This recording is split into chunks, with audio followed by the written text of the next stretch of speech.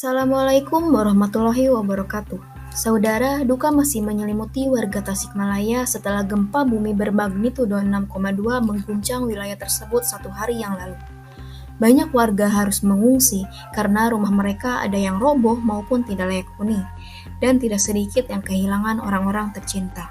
Namun, di tengah puing dan air mata, semangat untuk bangkit mulai tumbuh.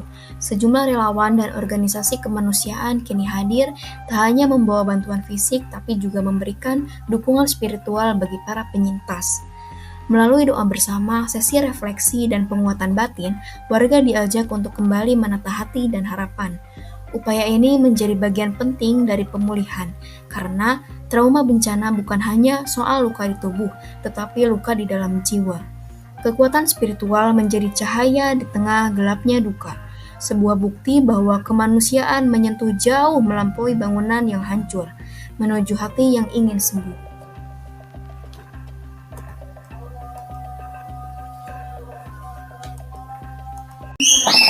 Panas siang ini tak menyurutkan semangat kami untuk menyapa para penyintas bencana yang kini berteduh di tenda-tenda darurat. Di tengah keterbatasan dan luka yang belum sepenuhnya sembuh, mereka tetap berusaha tersenyum, dan itulah kekuatan yang sesungguhnya. Saat saya menghampiri para korban, mereka menceritakan bahwa akan ada relawan rohani datang untuk zikir bersama sebagai penguatan spiritual. Bismillahirrahmanirrahim. Assalamualaikum warahmatullahi wabarakatuh. Saudara sekalian yang saya hormati dan cintai, hari ini kita berkumpul bukan untuk menghapus kesedihan, karena kesedihan itu wajar, manusiawi. Hari ini kita tidak diminta untuk menjadi kuat, tapi kita diajak untuk menjadi utuh kembali. Kita duduk bersama dalam lingkaran ini untuk saling menenangkan, untuk saling menguatkan, dan yang paling penting untuk kembali menghadirkan harapan di tengah reruntuhan dan kehilangan yang kita rasakan. Saudaraku, hidup kadang tidak memberi kabar. Ujian datang seperti gempa mengguncang jiwa tanpa peringatan. Tapi dalam spiritualitas kita diajarkan bahwa setiap ujian mengandung pesan. Bukan untuk menghancurkan, tapi untuk menyadarkan. Kita boleh menangis, kita boleh bertanya, kita boleh kecewa. Bahkan Nabi pun pernah berduka. Tapi satu hal yang tidak boleh hilang dari hati kita, keyakinan bahwa Allah masih bersama kita. Sekarang mari kita tenangkan hati, kita akan masuk ke sesi hening cipta dan meditasi batin. Silahkan duduk dengan nyaman, letakkan kedua tangan di paha, telapak menghadap ke atas, pejamkan mata, dan tarik napas perlahan, lalu hembuskan.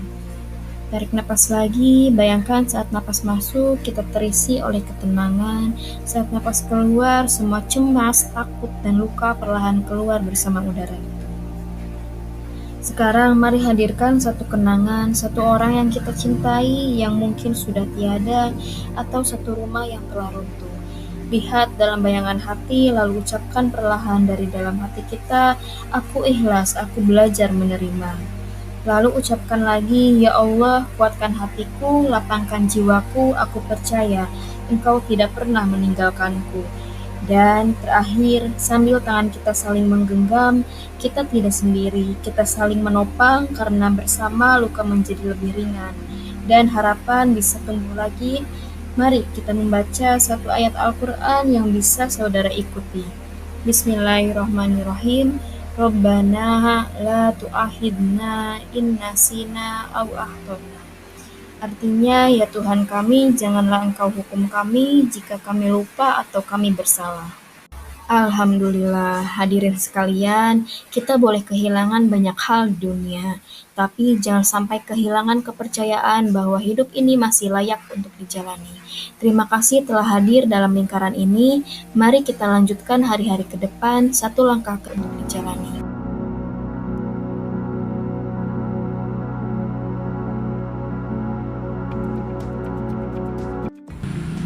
Saya akan mengunjungi salah satu korban gempa bumi yang sudah dalam pengungsian tenda. Assalamualaikum Ibu. Ibu, perkenalkan saya Nada, relawan dari tim pendamping spiritual. Apakah boleh saya bertanya sedikit mengenai situasi dan kondisi bencana di sini? Waalaikumsalam. Boleh Bu, saya merasa senang jika ada yang bertanya. Baik, pertama-tama kami turut berduka atas musibah yang Ibu alami. Boleh Ibu sedikit ceritakan bagaimana kondisi Ibu dan keluarga saat gempa terjadi? Waktu itu malam hari tiba-tiba tanah bergetar dengan keras. Saya keluar rumah lari bawa anak, tapi suami saya masih tertinggal di dalam rumah dan sampai sekarang belum ditemukan. Saat itu rumah sudah hancur kondisi. Baik, maafkan saya ya Ibu. Ibu pasti berat sekali. Apakah selama di pengungsian ini Ibu mendapatkan cukup ruang untuk menenangkan diri? Awalnya saya nggak bisa tidur ya Bu, tapi setelah tadi pagi saya ikut kegiatan spiritual keagamaan, saya merasa lebih tenang. Subhanallah, memang sering dalam doa dan keheningan hati kita jadi lebih kuat. Apa yang Ibu rasakan saat ikut doa bersama? Saya menangis, bukan cuma karena sedih, tapi karena saya merasa ada yang menemani. Ternyata Tuhan nggak marah sama saya, tapi dengan ayat-ayat tentang ujian itu adalah karya saya jadi berpikir mungkin inilah cara Allah memperkuat saya. Luar biasa Ibu, tidak semua orang bisa sampai pada pemahaman seperti ini. Dalam Islam pun diajarkan la yukallifullahu nafsan illa wus'aha. Allah tidak akan membebani hambanya melebihi kemampuannya.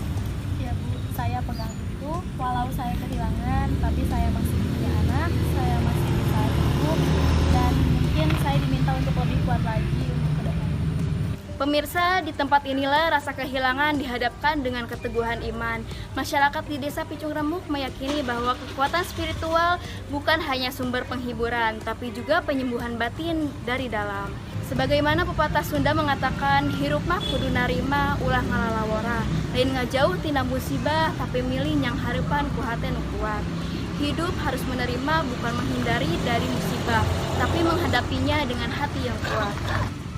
Sebuah kisah bahwa pemulihan tidak hanya datang dari bantuan material, tapi juga dari dalam hati yang dikuatkan oleh doa, oleh iman, dan oleh kebersamaan. Semoga ketabahan warga Tasikmalaya menjadi inspirasi bagi kita semua.